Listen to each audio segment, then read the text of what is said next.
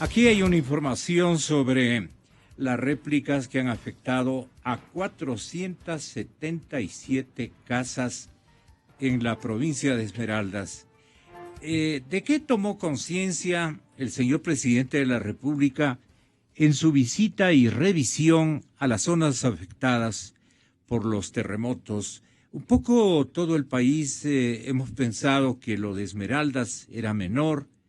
No se le concedió tampoco la cobertura de la ayuda que la ley de solidaridad demandaba. Alguien se opuso, alguien que máximo debe conocer dónde es Aloaj, pero nunca ha ido a presenciar y a constatar los daños que irrogó la secuencia de movimientos sísmicos que este momento nos alarma. Y en Esmeraldas parece que las cosas son tremendamente complejas. La población sigue súper temerosa, tras los sismos de 6.8. Qué coincidencia. Esto le quería preguntar al señor director del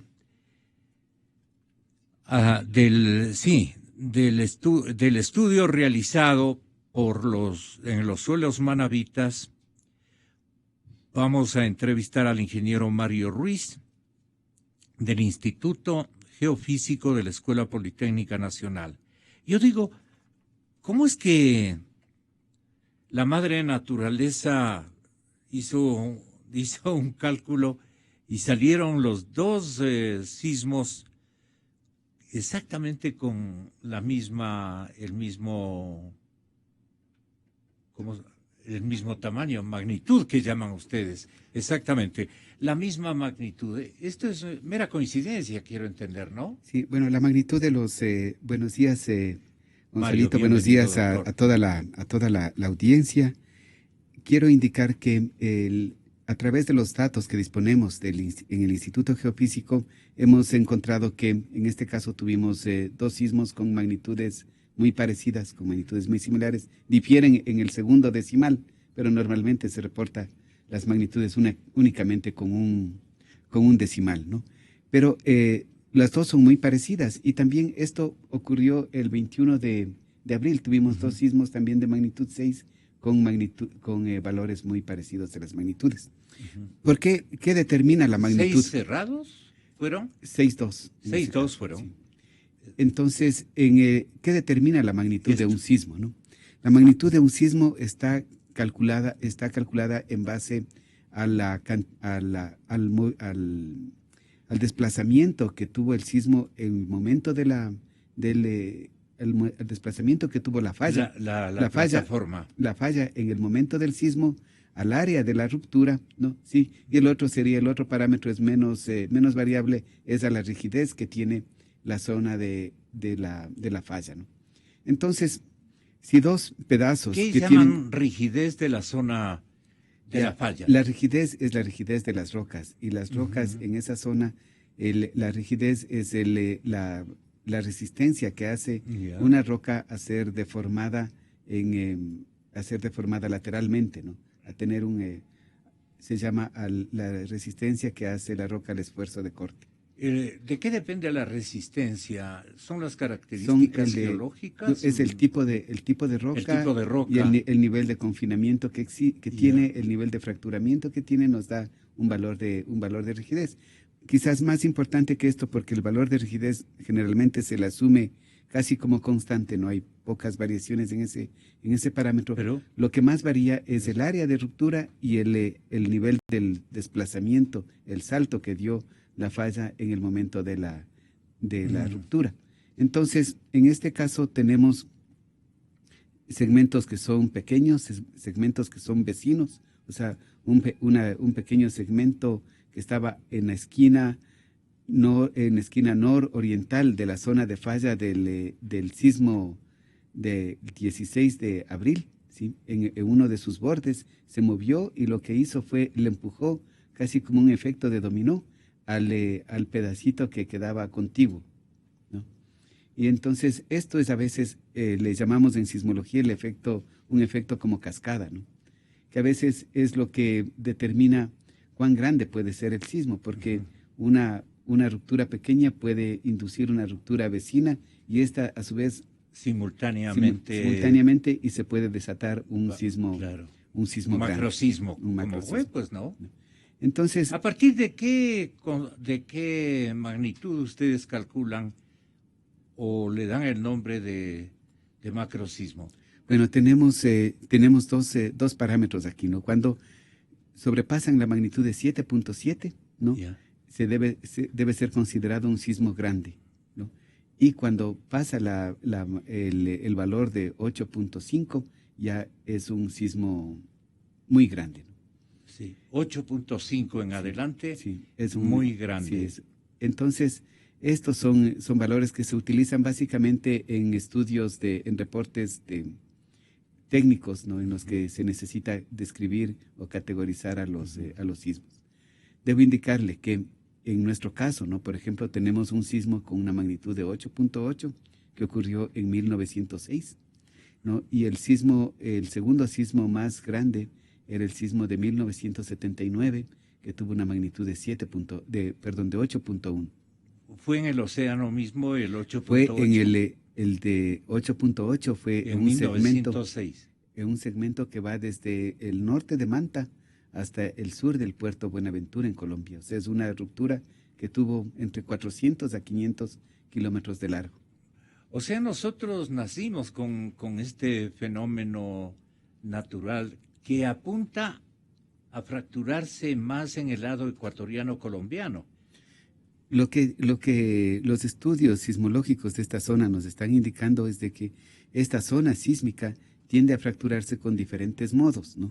El primer modo sería un sismo que le fractura toda esta superficie, este segmento grande, ¿no? Este segmento completo, desde Manta hasta Buenaventura. Un siguiente modo que es con sismos que tienen magnitudes entre 7.8 y 8.1, ¿no? Que sería, por ejemplo, un segmento al sur, sí, en la parte sur, que correspondería más o menos a lo que tuvimos el 16 de abril, otro segmento en la parte media que correspondería a lo que ocurrió en 1958 y un segmento más al norte que sería lo que ocurrió en 1979. Este ya estaría desde la parte norte, cercana a la frontera entre Ecuador y Colombia, hacia la hacia las costas del departamento de Nariño en la costa colombiana. En el 58, ese fue el epicentro en Esmeraldas. El epicentro frente a las costas de Esmeraldas. Sí, yo recuerdo, entiendo que éramos escolares, sí, de primeros años. Ese fue también un sismo que causó enormes daños. Y Imbabura tiene una conexión directa con el Océano Pacífico, justamente con Esmeraldas y la parte norte de Manabí. Sí, y es que estos sismos tan grandes, ¿no? Por ejemplo, el sismo de 1906, estaba revisando que produjo daños en el Palacio Arzobispal de Ibarra, por ejemplo. Exacto. Provocó un deslizamiento en Azaya, sí, ¿no? Que lo confundieron y dijeron que esto había sido que había erupcionado un cerro en Azaya porque vieron la gran nube de polvo que se levantó, pero en realidad era el deslizamiento disparado por el sismo que estaba frente a la costa. No, tuvo daños en Otavalo. Sí, ¿no? La cúpula de la iglesia de San Luis, que es parte de la estampa que identifica a nuestra ciudad, se quedó, pero en el filito iba a caer al suelo. Mencionan que se dañó la iglesia de San Francisco, ¿sí? ¿no? En Otavalo. Sí, también. ¿No? Y también mencionan daños en una iglesia en Cotacachi, ¿no? Entonces, lo que quiero decir con esto es que los efectos de los sismos grandes no se circunscriben solamente a la zona costera, ¿no? Tuvimos, por ejemplo, efectos de 6 casas aquí que se dañaron con el sismo de 7.8, ¿no? Si el sismo estaría un poco más al norte, ¿no? Podríamos tener obviamente otras provincias que podrían ser afectadas también. Para el país creo que es importante ver... Con destrucción. Claro. Sí, es lo que pasó en el 58.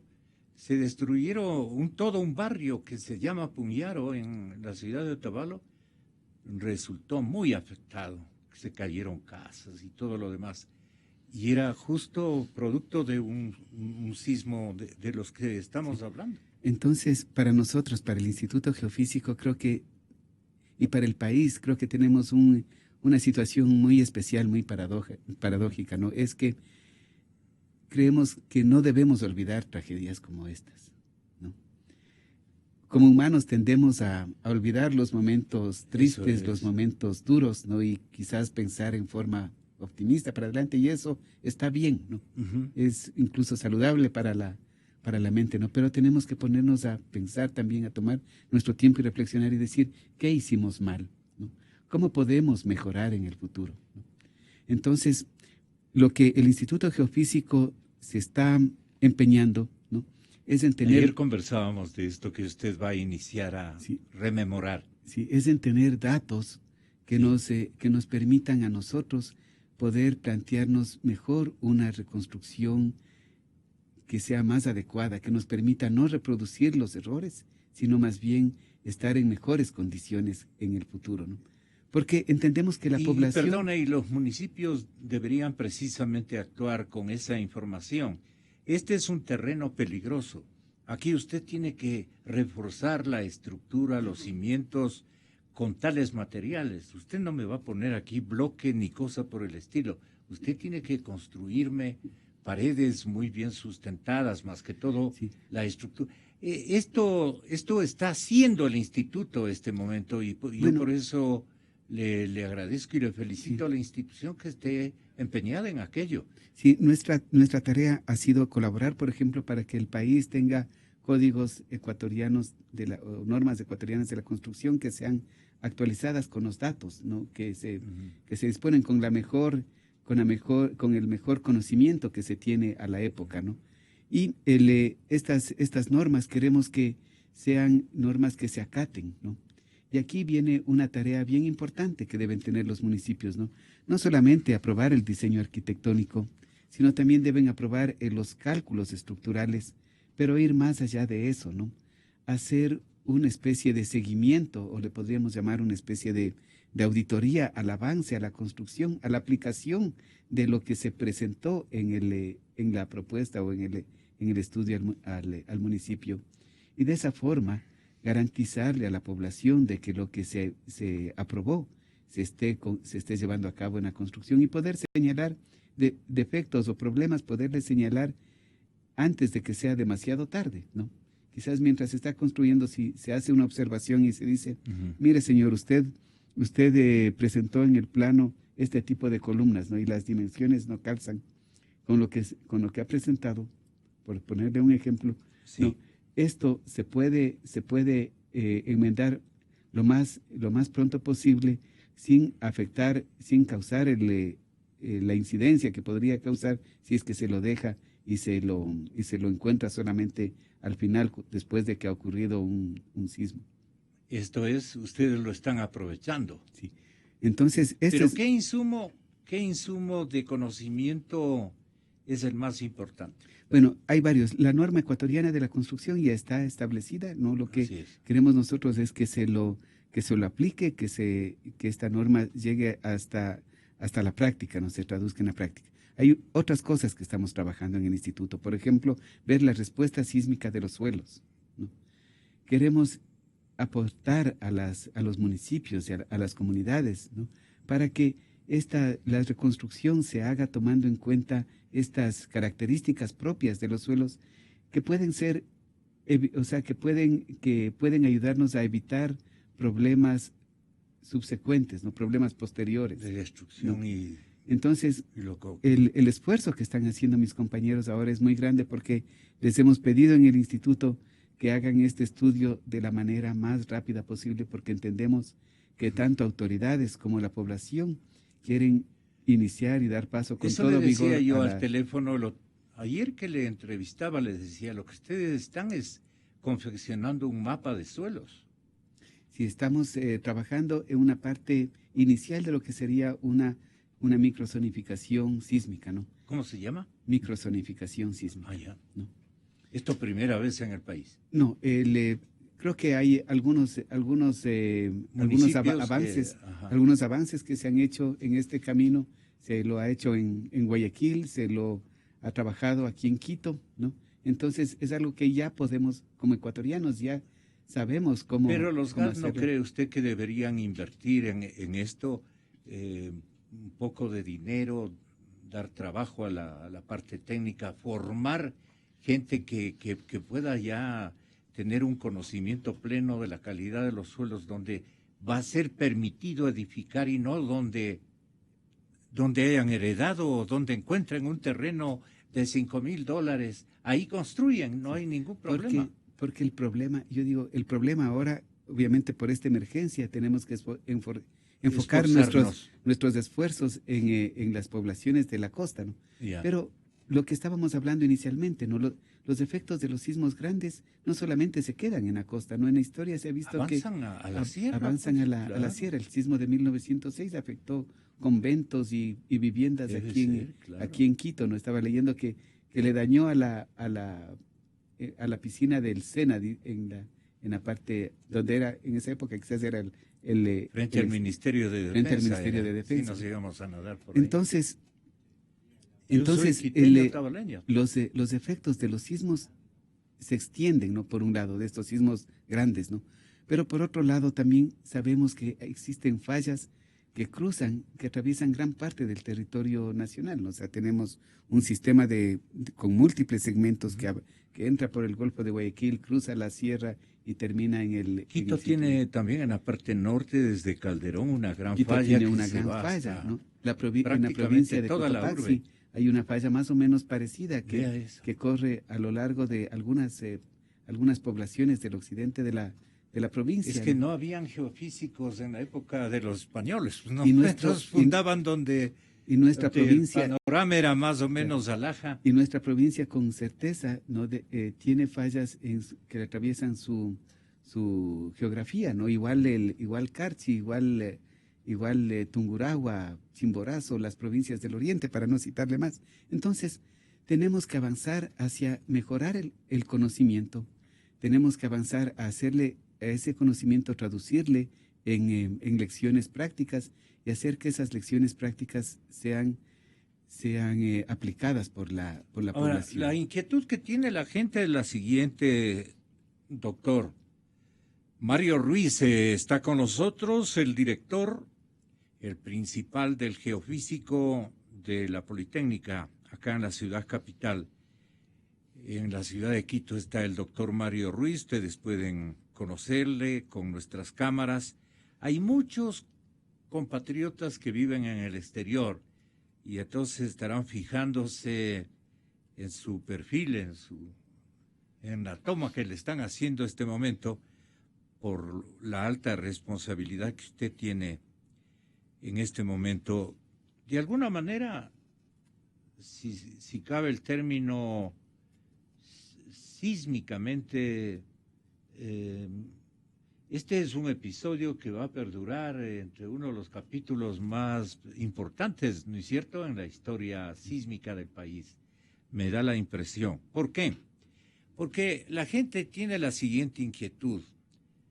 Alexandra Alvarado, la directora precisamente de sismología del instituto, ha mencionado, director, que pueden haber, de hecho, van a continuar habiendo las famosas reiteraciones de las réplicas de los temblores, de los sismos.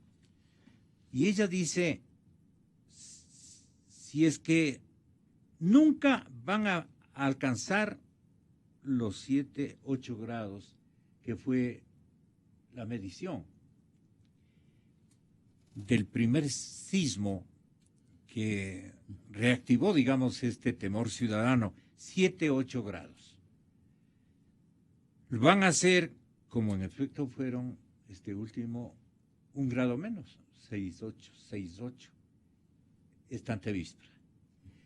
Nunca va a llegar a 7.8, nunca va a llegar a 7.8 no le entendemos mucho porque Sí. No, es porque si, por ejemplo, si tendríamos el caso de un sismo con una magnitud mayor, ya ¿no? sería otro sismo. Ya el sismo del 16 de abril pasaría a ser el premonitor del sismo que ocurra con una magnitud mayor. Pero si Sin, son réplicas, o sea, secuelas, perdone por el término, si son secuelas del primer sismo 7-8 del 16 de abril, ¿cómo es que cómo es que siguen las réplicas? Pueden durar, dicen ustedes, hasta meses. sí, en el sismo de Claro. 1942 duraron al menos 7 meses, ¿no? Y los sismos en 1942, que fue en mayo, ¿no?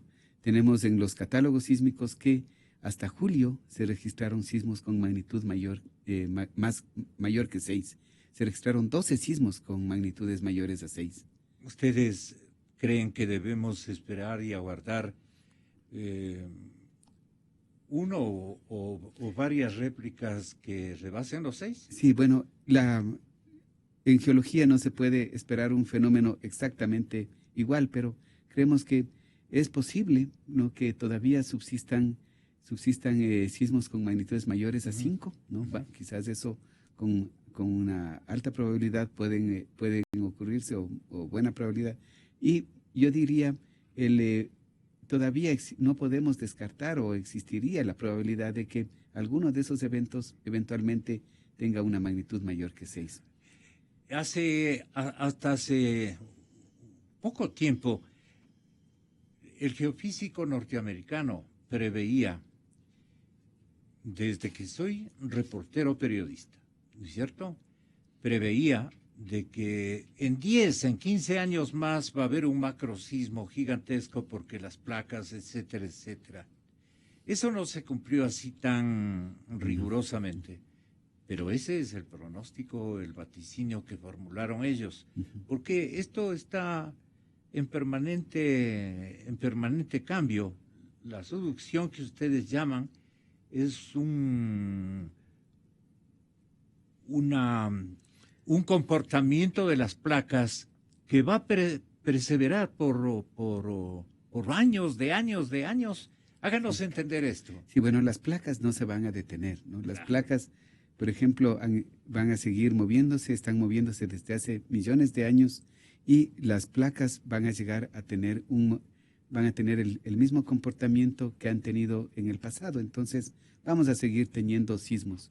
Lo que se puede estimar es de que el país debe estar consciente de que podemos tener sismos grandes en el futuro. No sabemos cuándo, ¿no? No podemos decir si es en 5 o en 10 años, ¿no? Pero seguramente vamos a tener sismos grandes, así como también vamos a tener sismos en la zona continental que quizás sean de un tamaño moderado, pero por las cercanías a sí, zonas pero urbanas. me faltaba explicarle, señor director, que el vaticinio del geofísico norteamericano. Sí, Stuart Nishenko se llamaba. Exacto, así, ya tiene. Sí. ¿Es algún científico? Sí, hizo un estudio sobre el potencial sismológico en el cinturón pacífico, ¿no? Sí. Entonces ahí encontró que en la costa, frente a las costas ecuatorianas, él ponía un segmento un segmento en el cual la probabilidad que tenga un sismo en el periodo entre 1990 y 2000 era algo así como mayor del 70%. Exactamente, pero decía que iba a ser un macro sismo superior a 9 o algo por el estilo. Creo que ¿Por qué? Esa es la pregunta. ¿Por qué salió de 7-8? Bueno, porque ustedes esperaban algo mayor. Lo que estamos nosotros ahora conociendo, ¿no?, a través de los equipos que se han instalado, de los estudios que se está haciendo, es de que la fuente sísmica tiene diferentes formas de romperse. Puede romperse de una sola, ¿no?, y producir un sismo, por ejemplo, de una magnitud de 8.8 como el de 1906, o puede romperse por segmentos más separados. Entonces, estos segmentos más separados son los que pueden dar sismos de magnitudes entre 7.8 y 8.1. Por ejemplo, lo del 2016 es parecido, rompe la misma zona que rompió anteriormente el de 1942. ¿No? Entonces, ¿qué habría? Pero esperamos otro. Pero puede ocurrir otro, ¿no? Puede ocurrir otro en un plazo que no está determinado, ¿no? Pero que eso es como un llamado este sismo debemos tomarlo como un llamado de atención a la ciudadanía, al país en general, ¿no? Es decir, las fallas, ¿no? Las fuentes sísmicas no se van a detener por nuestra voluntad, ¿no? Si eso sería posible. Pero sí debemos agradecer a Dios que se haya repartido un golpe que podía haber sido terrible, acabóse de nuestro país. O sea, dentro de las posibilidades, como le decía, hay la posibilidad de que un segmento induzca el movimiento de otro segmento, ¿no? Entonces, y ahí las consecuencias son más serias, ¿no? Por eso es que Viviana Martínez, que nos está escuchando, dice, si el instituto tiene estudios de suelos afectados en Manabí y Esmeraldas luego del terremoto del 16 de abril. Ella seguramente tiene alguna propiedad y quiere saber qué tipo de suelos tiene su propiedad, o simplemente es una pregunta válida. Sí, está bien, y es algo que, como le decía, es parte del esfuerzo que estamos haciendo nosotros, de este esfuerzo que dijimos que lo estamos tratando de hacer en un tiempo récord. Tenemos dos equipos en el campo, están recorriendo las ciudades y han hecho Chamanga, han hecho también Pedernales, ¿no? Y ahora están tratando de cumplir los principales centros urbanos de los que han sido también más afectados en la provincia de Manabí. Creemos que es importante hacerlo lo estamos enfocando en esta zona de alto, donde hubo un alto impacto. No, pero creo que por el resultado de los daños que ocasionó. Esto tiene que hacerse en el país, ¿no? A nivel nacional. Como una forma importante de saber cómo tenemos que conocer cómo responde el suelo para poder decir, yo voy a edificar de esta forma que me evite entrar en complicaciones. ¿Qué necesitan para cumplir con eso? Bueno, tenemos que seguir manteniendo el mismo esfuerzo que tuvimos, yo sé, que tuvimos antes. ¿Pero tecnología?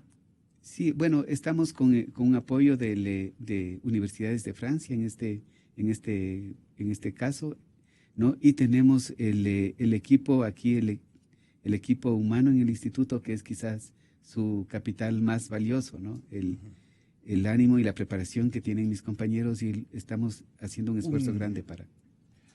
Un primer aplauso, porque todavía tienen misiones importantes, significativas, dolientes inclusive, que cumplir en años posteriores, en meses, en días. No se puede esto pronosticar, pero qué bueno que usted haya escogido todos los integrantes del instituto, incluyo al señor exdirector Hugo Yepes, a usted, a todos los... Al doctor Minarjol. Exactamente, a los esposos.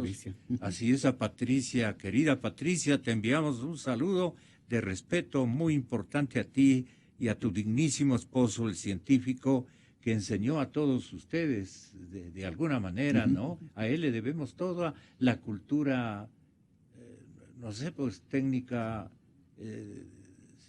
No encuentro los términos porque no los conozco.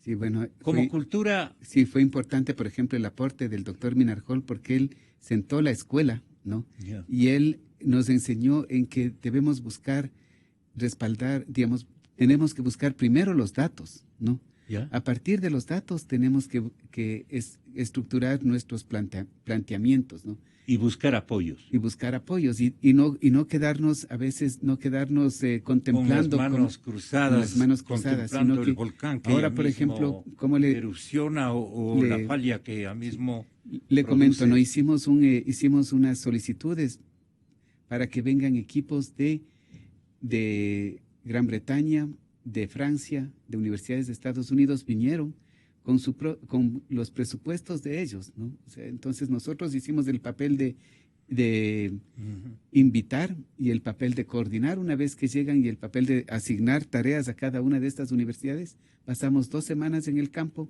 instalamos 70 estaciones sísmicas, que es el esfuerzo más grande que hemos hecho, o sea, es la red sísmica más grande que se ha puesto en el país, ¿no? Recuerda usted que cuando comentábamos del Cotopaxi, por poco las dimensiones eran más pequeñas, le contaba que teníamos 18 estaciones, ¿no? Y era un esfuerzo muy grande para poner las 18 estaciones, ¿no?